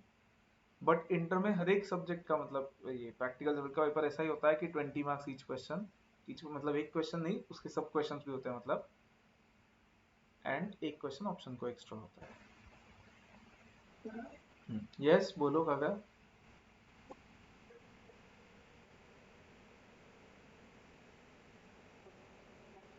हम्म, मतलब कौन से एक्सपेंसेस? अब वर्कर्स के मेडिकल एक्सपेंसेस, हाँ, ओके गुड। वर्कर्स का मेडिकल एक्सपेंसेस हुआ, या इनफैक्ट उसको एक नाम होता है, उसको बोलते हैं स्टाफ वेलफेयर एक्सपेंसेस। गुड। तो जनरली स्टाफ वेलफेयर एक्सपेंसेस, मतलब जब आप अकाउंट्स में सीखोगे ना, कंपनी अकाउंट्स, तो generally they are included in employee benefit cost, मतलब एम्प्लॉय कॉस्ट में डालते हैं अकाउंट्स वाइज। कॉस्टिंग वाइज कहना से यहाँ पे, एक चीज देखो, कहना से यहाँ पे लेबर या अदर एक्सपेंसेस से ज्यादा रिलेवेंट डायरेक्ट या इनडायरेक्ट है। Is that correct? मतलब डायरेक्ट या इनडायरेक्ट तो ज्यादा रिलेवेंट है हमारे लिए, right? Can I say that be indirect expense? So indirect में जाएगा, and ideally it is not taken to, मतलब लेबर, अदर एक्सपेंसेस में डालते हैं उसको, कि सैलरी में नहीं है ना वो, इसलिए।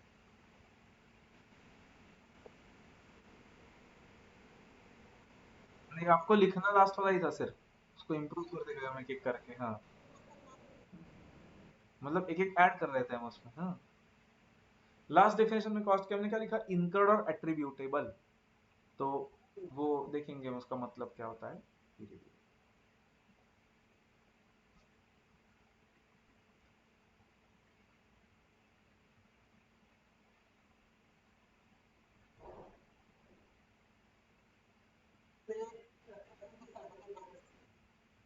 लाइव कॉलेज स्टार्ट हो गया? अच्छा, ऑनलाइन है। 13 मार्च, तब तुम्हें याद है क्या, लास्ट ईयर 14 मार्च को थे, 13 मार्च को ही लास्ट डे था हमारा लास्ट ईयर फिजिकल क्लास का। हाँ। एग्जैक्ट एक साल बाद मतलब।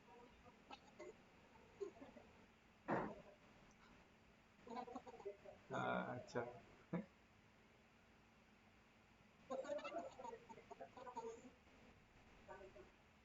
अच्छा। अच्छा है। कॉलेज कॉलेज करते हो तुम, वही मुझे ये लग रहा है। अब नहीं कर पाओगे। हाँ, अब नहीं कर पाओगे आप, क्लासेस स्टार्ट होने के बाद।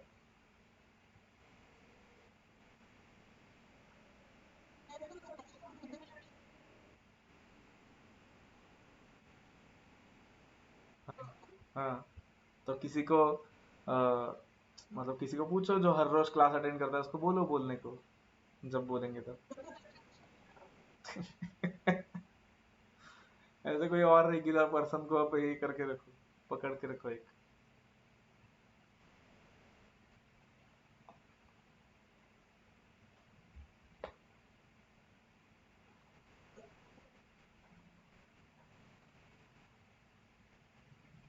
कुछ चीजें स्पेसिफिकली। हाँ, असाइनमेंट ना कॉलेज के कुछ इतना कुछ नहीं होता। इतना इतना इतना ज्यादा सीरियसली मत लो कॉलेज को। तुम्हें समझेगा कि तुम अभी कर रहे हो ना एकदम ऐसे अटेंडेंस लिए, हाँ। इसमें कुछ चीजें स्पेसिफिकली मार्क करो, जैसे कि primary packing, secondary packing, supervisor की सैलरी, टैक्स इंटरेस्ट को भी एक मार्किंग करके रखो। सर जब बाद में पढ़ोगे तो आपको वो स्पेसिफिकली रिवाइज हो जाएगा। Let me know when you are done everyone.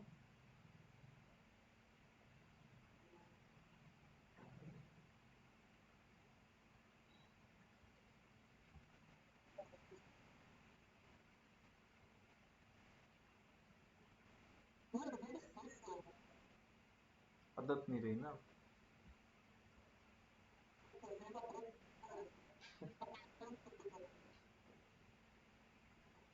Costing में इतना लिखना मतलब थियोरी वाइज नहीं पड़ेगा हमें थोड़े दिन बाद, बट प्रॉब्लम्स तो बहुत सॉल्व करना है।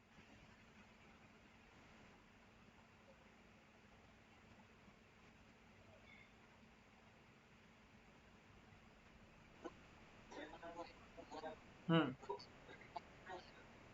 नहीं नहीं नहीं, हम करेंगे क्लास में वो। हर एक चैप्टर के लिए I give you regular question bank and additional question bank. Additional question bank आपको खुद को करना है बाद में। रेगुलर क्वेश्चन बैंक हम क्लास में करेंगे। हम्म। लर्न मतलब ये कहीं हो जाएगा, इसमें कुछ लर्न करने से है क्या वैसे? नहीं। हाँ। हाँ, बस एक रीड करो बीच बीच में कहीं पे, जैसे मैथ्स में फॉलो करते थे। कॉस्टिंग की थियरी इज, क्लासिफाइड कॉस्टिंग में ना थियरी जो है वो लॉजिकल है, तो कंसेप्ट समझ लो, खुद के लैंग्वेज में आंसर लिखा तो भी चलता है कॉस्टिंग में थियरी क्वेश्चंस के लिए। अराउंड एक क्वेश्चन थियरी होता है 20 मार्क्स का।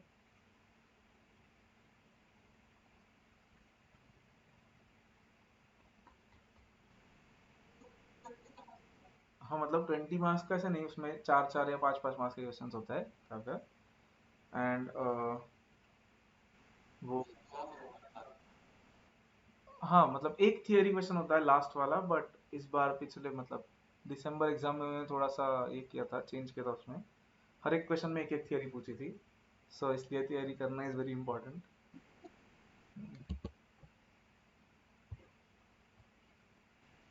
Done. Okay.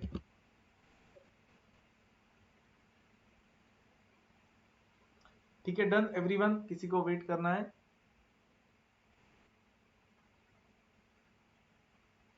Okay, otherwise I am going head. किसी को वेट करना है तो बोलो। सिर्फ एक छोटी सी चीज देखनी है आज, then will stop for today.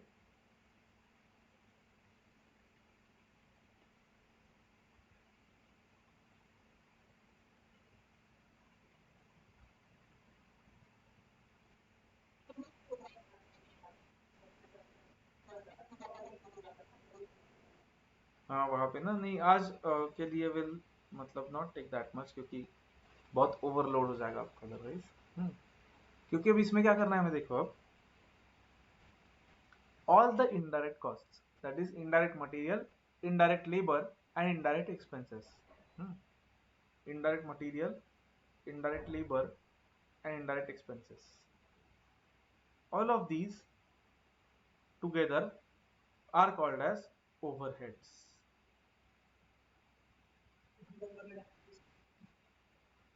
All the indirect costs together, that is indirect material, indirect labor and indirect expenses, are together called as overheads. And अब overheads को भी classify on the basis of functions. On the basis of functions. Functions मतलब क्या कि business activities. Functions के basis पे overheads को हम classify करते हैं in a few parts. Business में एक मैन्युफैक्चरिंग बिजनेस है, मतलब हाँ मतलब वही उसको ही बोलते हैं classification on the basis of function. Second point हमारा ओवरहेड। ओवरहेड्स को जो क्लासिफाई करते हैं हम, वो क्लासिफाई करते हैं on the basis of functions. Can you tell me, business में एक मैन्युफैक्चरिंग बिजनेस है तो उसमें क्या फंक्शंस होते हैं अलग अलग? एक मैन्युफैक्चरिंग बिजनेस है पेन मैन्युफैक्चर करने का, उसमें क्या अलग अलग फंक्शंस होंगे बिजनेस के? फंक्शंस मतलब जो अलग अलग टाइप का काम करते हैं, डिपार्टमेंट्स में भी जो अलग अलग काम करते हैं।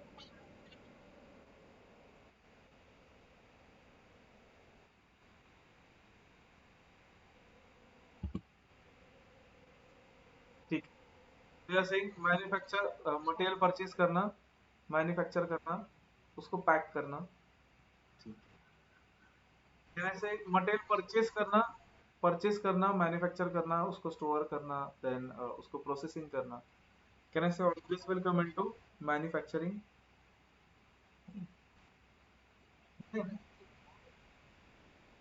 इस सब के साथ overheads is a concept which you have to see in एज2 आल्सो। यस, अकाउंट्स करते वक्त। देन सिर्फ रॉ मटेरियल लेना, उसको प्रोसेस करना, उसको स्टोर करना इज नॉट इनफ। उसके साथ you have to give some support. Support मतलब करेक्ट, ऑफिस सपोर्ट मतलब कौन? मार्केटिंग वाले लोग नहीं, जो सपोर्ट देते हैं इस मैन्युफैक्चरिंग को मतलब कौन? एडमिन वाले लोग। एडमिनिस्ट्रेशन मतलब कौन? अकाउंटेंट, फाइनेंस वाले लोग, एचआर वाले लोग, देन मे बी कुछ मैनेजमेंट के लोग जो यहाँ पे ओवरसी करते हैं सब, उनको बोलते हैं एडमिनिस्ट्रेशन। एंड जो तुम बोल रहे हो वाला पैकिंग करना, सेल करना, मार्केटिंग करना, उसको बोलते हैं सेलिंग एंड डिस्ट्रीब्यूशन एक्टिविटी।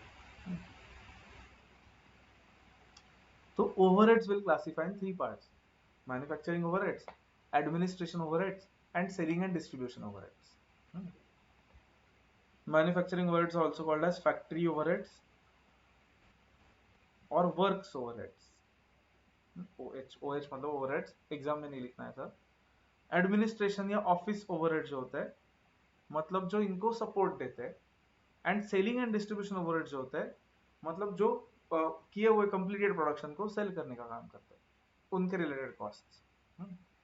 तो ये जो सब इनडायरेक्ट कॉस्ट है, indirect material, indirect labour and indirect expenses, इनको हमें तीन पार्ट्स में क्लासिफाई करना है: manufacturing, administration and selling and distribution. एक और फोर्थ पार्ट है which is research and development, but obviously वो हर एक केस में नहीं आएगा। अगर कोई R&D एक्टिविटी चल रही है कंपनी में तो ही आएगा।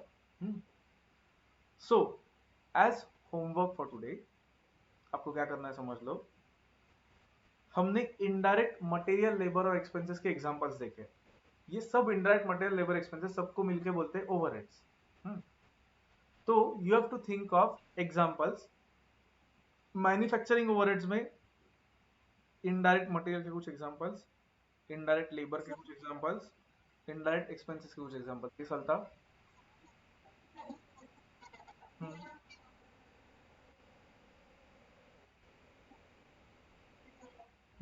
बट कैंटीन कैसे होता है ना, कैंटीन भी एडमिन में आएगा, दैट इज करेक्ट।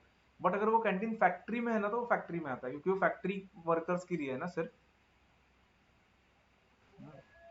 तो मतलब it depends, like I said, वो अलग अलग पॉइंट ऑफ से डिपेंड करता है। सो कैंटीन कॉस्ट अगर सिर्फ वर्कर्स के लिए डेडिकेटेड कैंटीन है तो फैक्ट्री कॉस्ट में आएगा, अगर ऑफिस एम्प्लॉयज के लिए कैंटीन है तो वो एडमिन कॉस्ट में आएगा, दैट इज ऑल्सो करेक्ट। तो एज होमवर्क आपको क्या करना है समझ लो सर, तीनों में, तीनों कॉस्ट में इनडायरेक्ट मटेरियल, इनडायरेक्ट लेबर और इनडायरेक्ट एक्सपेंसेस का एटलीस्ट एक एक एग्जांपल आपको सोचना है और लिखना है। मतलब मैन्युफैक्चरिंग में जैसे कि मैं एक बोलता हूँ, दो इसमें से बोलता हूँ कोई भी, वो छोड़ के भी और एग्जांपल्स आपको सोचना है। जैसे कि लेट्स से हमने रिपेयर्स एंड मेंटेनेंस एक्सपेंसेस देखे, मशीन के रिपेयर्स मेंटेनेंस के, तो कहने से वो मैन्युफैक्चरिंग में इनडायरेक्ट मटेरियल में आएंगे, repairs and maintenance.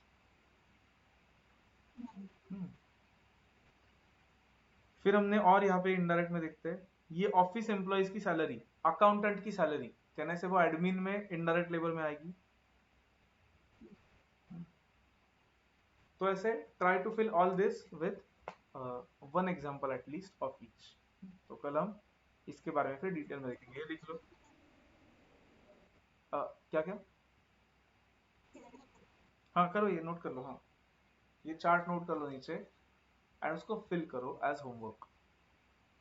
Let's see how many of you are able to find example of everything, all 9।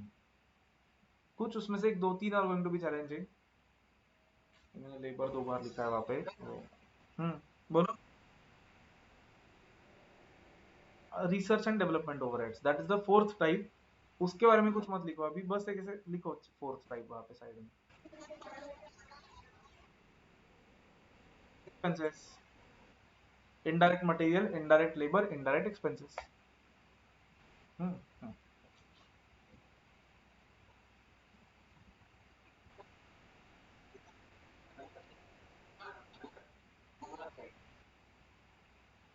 Add क्या, वापस बोलो।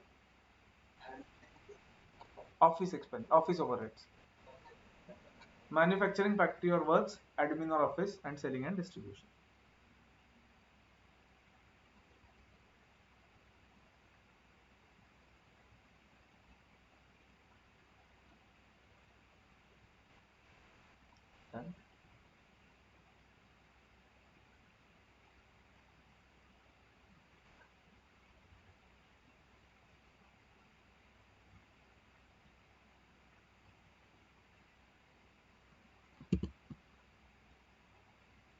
Done everyone?